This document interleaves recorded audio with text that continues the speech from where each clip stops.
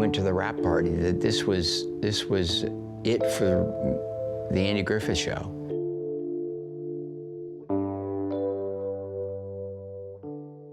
Ron Howard may have been the red-headed darling of the Andy Griffith Show, but life behind Mayberry's white picket fences wasn't always so picture-perfect. While viewers saw a tight-knit, small-town family on screen, the real dynamics were far more complicated.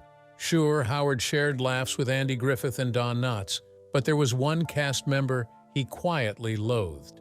And he wasn't alone.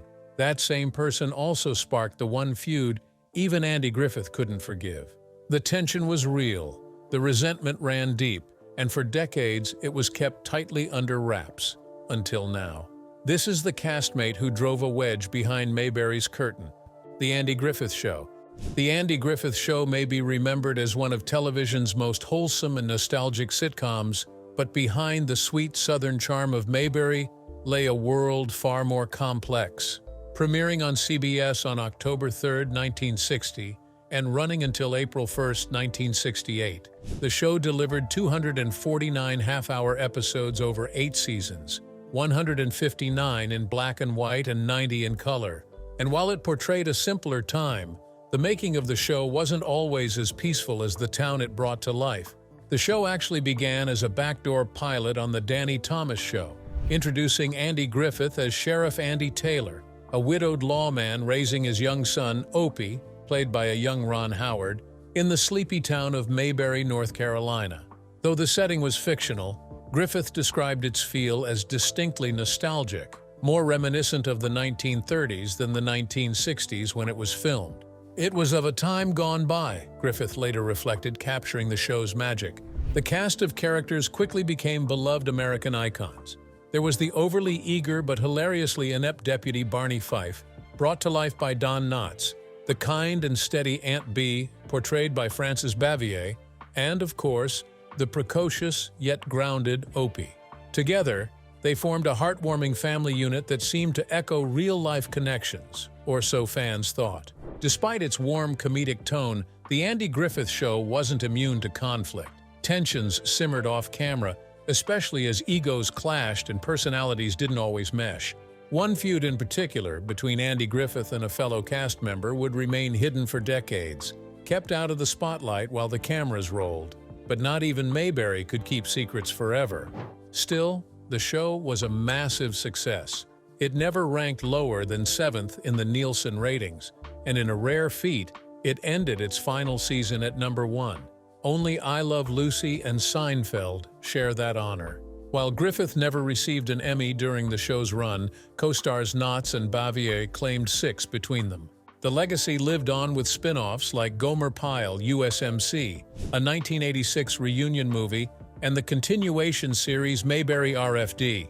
And to this day, fans celebrate Mayberry at an annual festival in Griffith's hometown of Mount Airy, North Carolina, still clinging to a town that never really existed, and a show that was anything but simple behind the scenes. But while the myth of Mayberry continued to enchant audiences, one boy from that set was quietly preparing for a life beyond the front porch and fishing pole. Background on Ron Howard. Ron Howard may be best known today as an acclaimed Hollywood director, but long before he stood behind the camera, he was America's favorite red-headed boy on one of TV's most beloved sitcoms. Born on March 1, 1954, in Duncan, Oklahoma, Ronald William Howard was born into a showbiz family. His father, Rance Howard, was an actor, writer, and director who adopted the stage name Howard after being born Rance Beckenholt. At the time of Ron's birth, Rance was serving a 3-year term in the U.S. Air Force. His mother, Jean Spiegel Howard, was an actress herself, making show business a family affair from the very beginning. Ron's heritage is a blend of German, English, Scottish, Irish, and Dutch roots, an American root that mirrored the wholesome characters he would come to portray. He was educated partly on the sets of studios like Desilu, where he was tutored as a working child actor, and partly in California's Burbank schools, including John Burroughs High School. Though he later attended USC's prestigious School of Cinematic Arts, he didn't graduate. His calling was already pulling him elsewhere. By the age of 5, Ron Howard had already racked up an impressive resume. His first credited film role came in The Journey, and he soon popped up in various TV shows like The Twilight Zone, The DuPont Show with June Allison, Dennis the Menace, and The Many Loves of Dobie Gillis. But his true breakout came in 1960, when he landed the role that would change everything, Opie Taylor on The Andy Griffith Show. Credited then as Ronnie Howard, he played the young son of Sheriff Andy Taylor, Andy Griffith, for all 8 seasons of the series. Looking back on his first days on set, Howard once recalled being preoccupied with a toy turtle he had to pretend was real and dead. "I remember him looking at that little turtle and talking to me about how it was kind of funny to have to pretend that it was dead," he said. "So I recall just a very relaxed first impression. That balance of gentle guidance and subtle humor was exactly the kind of tone that defined the series." Even though it aired in the 1960s, The Andy Griffith Show deliberately leaned into a tone of old-fashioned Americana. It was timeless, nostalgic, and radiated the warmth of a simpler era. Alongside Don Knotts' unforgettable portrayal of Barney Fife, Frances Bavier's wise and nurturing Aunt Bee, and a colorful ensemble of Mayberry townsfolk, the show became a staple in American homes. Though it never won an Emmy for Outstanding Comedy Series, it was nominated 3 times, and co-stars Knotts and Bavier won 6 acting Emmys between them. But Howard's career didn't stop when The Andy Griffith Show ended. In fact, it only picked up steam. In 1974, he found a second wave of fame playing Richie Cunningham on Happy Days. What began as a segment of Love, American Style, quickly spun off into a hit series. As the wholesome, clean-cut Richie, Howard played the perfect foil to Henry Winkler's leather-jacketed, street-smart Fonzie. On set, their chemistry was real, both on screen and off, and the duo helped catapult the show into pop culture legend. Still, Howard had his sights set beyond acting. Even while filming Happy Days, he was already exploring life behind the lens. His directorial debut came with the 1977 film Grand Theft Auto, a low-budget action comedy co-written with his father. The opportunity was part of a clever deal with producer Roger Corman. Howard would star in Eat My Dust in exchange for the chance to direct his own film. It was a turning point. Throughout the late 70s and early 80s, Howard directed several TV movies for NBC, including the 1980 film Skyward, starring screen legend Bette Davis. But his big break as a director came in 1982 with Night Shift, a wild comedy featuring Shelley Long, Michael Keaton, and Henry Winkler. It marked Howard's arrival as a new creative force behind the camera. From there, he was unstoppable. In 1984, he directed Splash, a romantic fantasy comedy starring Tom Hanks, Daryl Hannah, Eugene Levy, and John Candy. The film was both a box office and critical success, proving Howard could deliver hits with heart, humor, and wide appeal. What began with a toy turtle and a role as Opie Taylor became a lifelong career. Ron Howard was never just a child actor. He was a storyteller in training. And once he stepped behind the camera, he made sure Hollywood never forgot it. But before the awards, the box office triumphs, and the directorial acclaim, Howard cut his teeth on a set that wasn't nearly as sunny as it seemed. Behind the gentle pace of life in Mayberry, real tension simmered. Tension that no camera could fully capture. Tensions on the set of The Andy Griffith Show. The drama on The Andy Griffith Show didn't just unfold in front of the camera. In fact, some of the most emotional storylines were happening behind the scenes, between 2 of the show's biggest stars. Andy Griffith and Frances Bavier were television royalty, iconic figures of mid-20th century entertainment, best known for their warm portrayals of Sheriff Andy Taylor and Aunt Bee. But while they radiated harmony on screen, off-screen, their relationship was anything but friendly. Much like the famously strained friendship between Selena Gomez and Francia Raisa, the tension between Griffith and Bavier added a dramatic layer to an otherwise feel-good classic. For decades, this rift has sparked curiosity among fans and entertainment historians alike. The root of their friction lay in deep personality clashes and differing professional values. It wasn't a brief misunderstanding. It was a Cold War that quietly simmered behind Mayberry's white picket fences and followed them long after the final episode aired. This behind-the-scenes feud, often whispered about but rarely confirmed, has become part of the show's deeper legacy, one that complicates the rosy nostalgia viewers associate with The Andy Griffith Show. At the show's heart was Andy Griffith, playing the calm and collected Sheriff Andy Taylor. With a steady hand and a disarming smile, Sheriff Taylor brought peace to Mayberry without ever raising his voice. He was a widowed father, a wise lawman, and a steady moral compass for the town, balancing parenting, policing, and neighborly disputes with timeless grace. His charm defined the show's tone, warm, grounded, and quietly heroic. Sharing that warm space on the show was Frances Bavier, cast as Aunt Bee, Andy Taylor's no-nonsense, kind-hearted aunt. Aunt Bee wasn't just a caretaker. She was the emotional center of the Taylor household. Her character provided comforting meals, gentle scoldings, and homespun wisdom. Bavier's portrayal made Aunt Bee a cultural touchstone, the quintessential television aunt. Together, Sheriff Taylor and Aunt Bee represented a sense of home and community that millions of viewers adored. But while their characters painted the perfect picture of small-town family life, reality behind the scenes was far more turbulent. According to classic country music, the tension between Griffith and Bavier stemmed from fundamental differences in how they approached their craft and each other. Bavier, known for being deeply private, maintained a deliberate distance from her co-stars. While Andy Griffith was warm and sociable off-screen, Bavier preferred solitude. To some, this came across as cold or standoffish. But it wasn't just her reserved nature that caused friction. It was her exacting standards. She took her role seriously and expected the same from everyone around her. Ron Howard, who played Little Opie Taylor, has often spoken about the positive impact Griffith had on the set.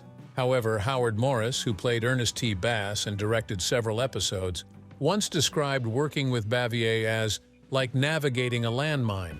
A seemingly simple direction, such as asking her to move a few inches for camera framing, could trigger strong resistance. She was particular about her space and presentation, and any challenge to that was unwelcome. Her precision, while admirable, sometimes led to uncomfortable standoffs with her colleagues. In an interview cited by Cheat Sheet, Griffith himself shared one memorable and painful attempt at reconciliation. He had once visited Bavier unannounced at her home, hoping to mend fences. The gesture backfired. Bavier, fiercely protective of her privacy, was not pleased by the surprise visit. Rather than healing old wounds, the encounter deepened them, reinforcing the wall between them. But as life has a way of humbling even the most resolute hearts, change eventually came. Near the end of her life, Bavier was battling cancer, a fight that brought with it moments of reflection.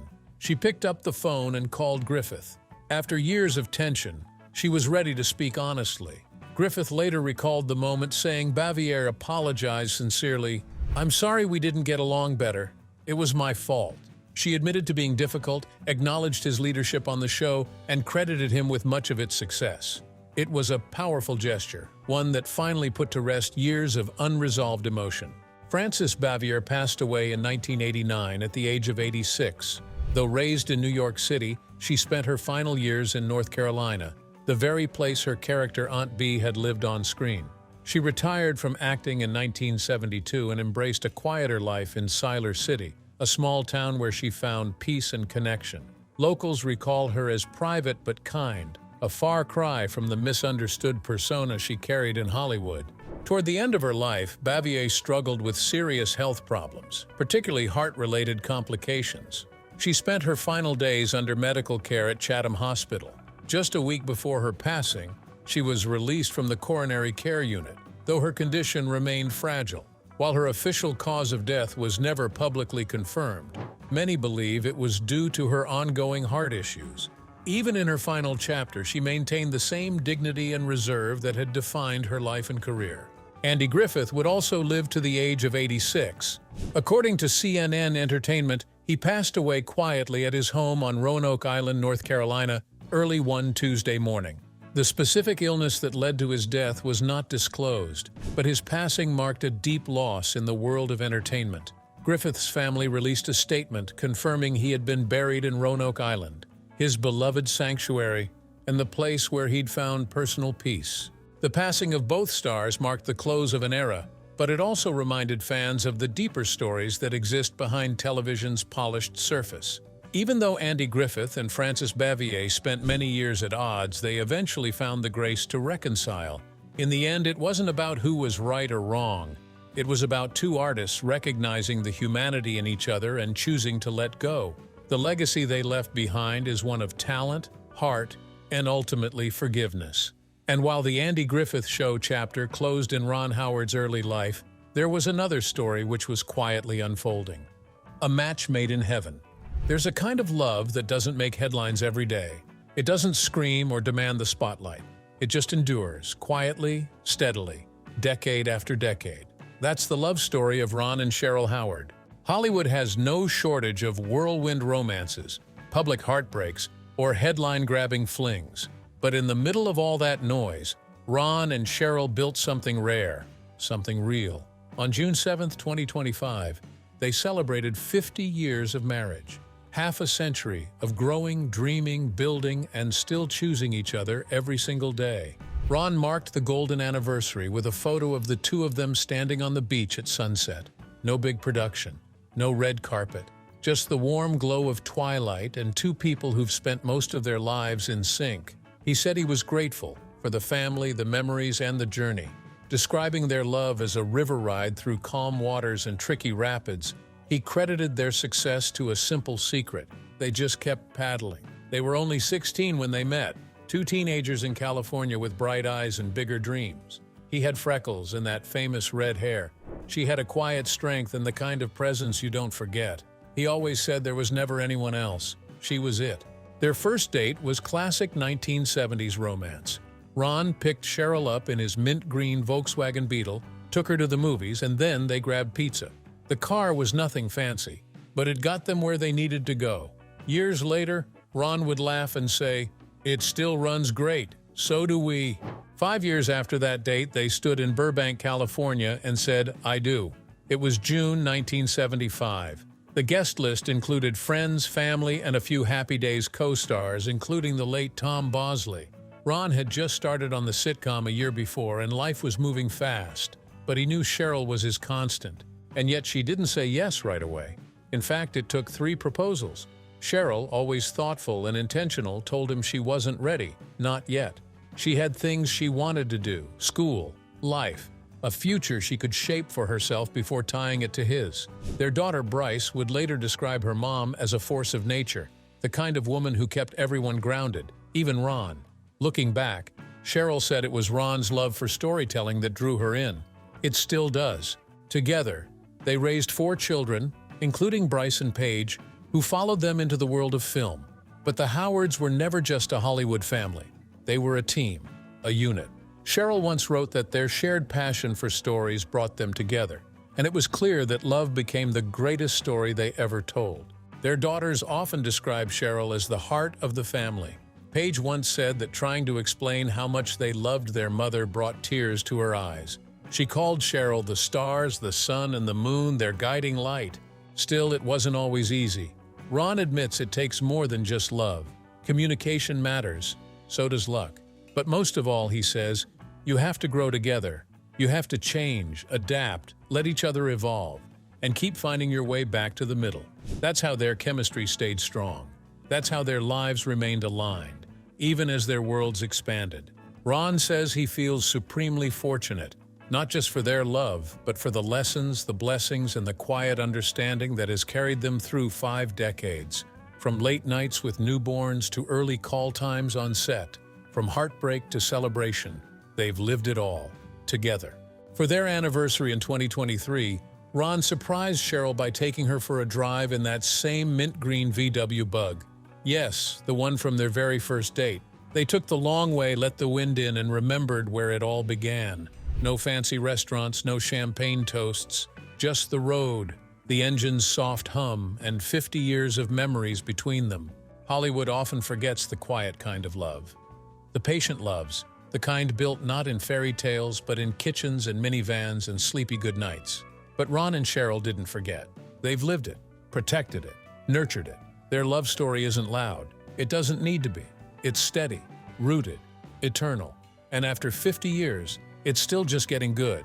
Ron Howard's controversies. Very few actors are able to leave a lasting mark both in front of the camera and behind it. But Ron Howard is one of the rare few who did it, and did it better than almost anyone else. He's part of a very small club that includes big names like Clint Eastwood, Greta Gerwig, Jordan Peele, Bradley Cooper, and George Clooney. But unlike most of them, Howard is more famous for the movies he's directed than the ones he's acted in. It all started with television. In the 1960s and 70s, his face was everywhere. As little Opie in The Andy Griffith Show and later as Richie Cunningham in Happy Days, Howard became one of America's most loved child stars.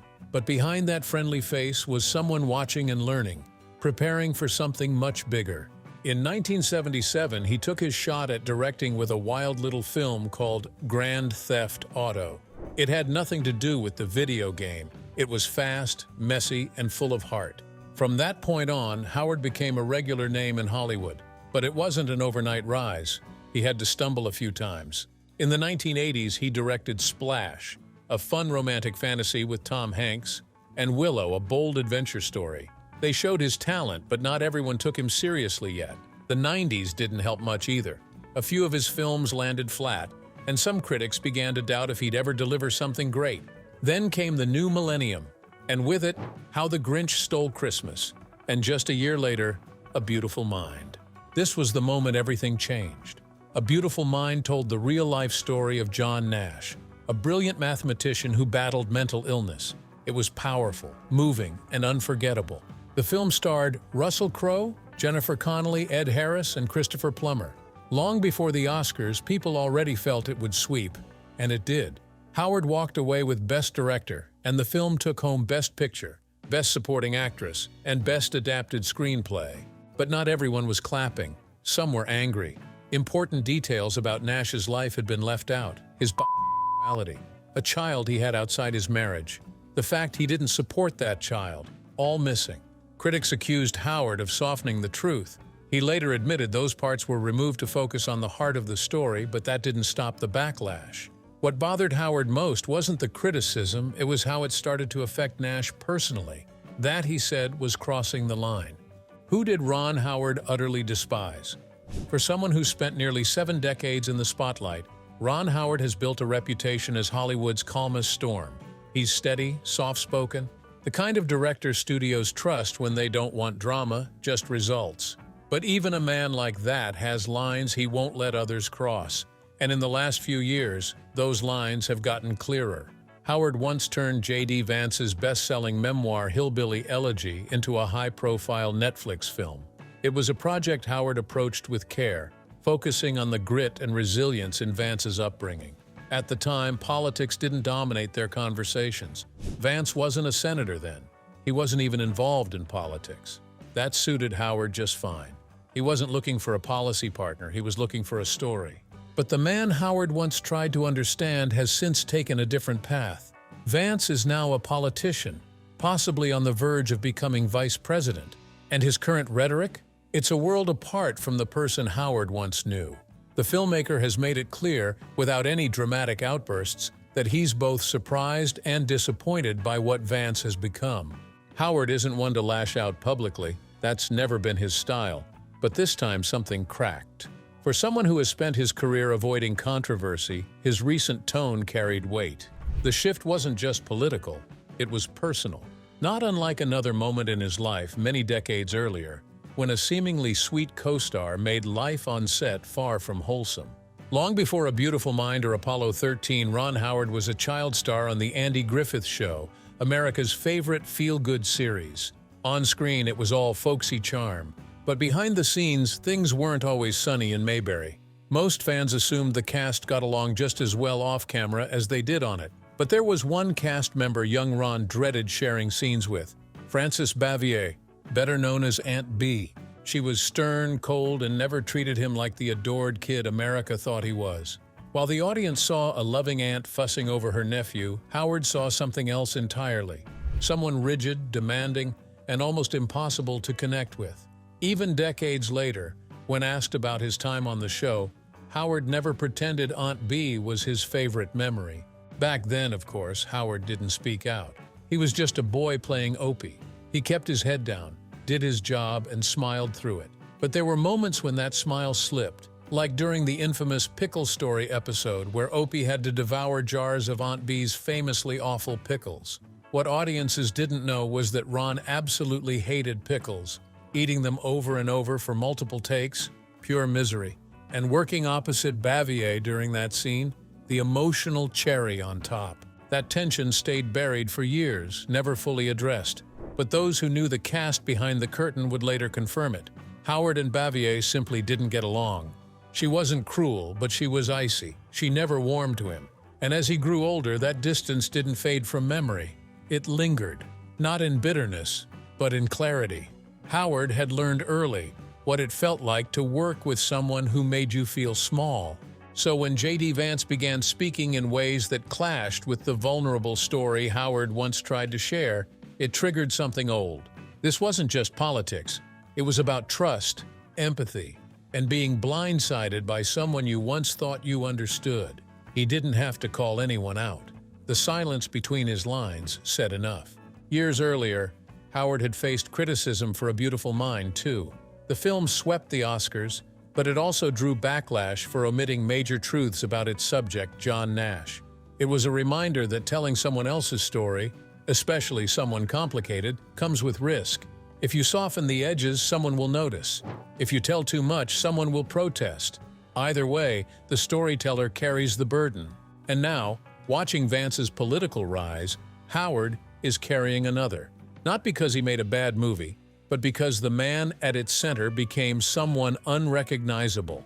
It's the same sting he felt decades ago when the warmth he had to fake for Aunt Bee never matched the chill she sent his way. Howard's takeaway? Don't assume what's behind the smile. A cozy script, a charming persona, a best-selling book.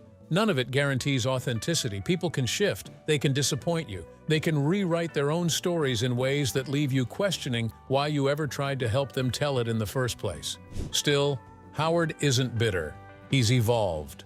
From an uncomfortable child actor to a director with Oscars on his shelf and decades of trust banked in Hollywood, he's learned to pick his moments. And this moment, this political one, was worth speaking on. He didn't rant. He didn't attack. He reminded people of one thing: watch closely, think critically, and for the love of everything, vote. Because the stories we believe today shape the headlines we wake up to tomorrow. And if anyone understands how easily a character can fool an audience, it's Ron Howard. He's seen it play out, on screen, on set, and now on the national stage. What Ron Howard's movie have you seen? Let us know in the comments below. Also, like says Mad, subscribe and click the next video shown on your screen. You will enjoy it.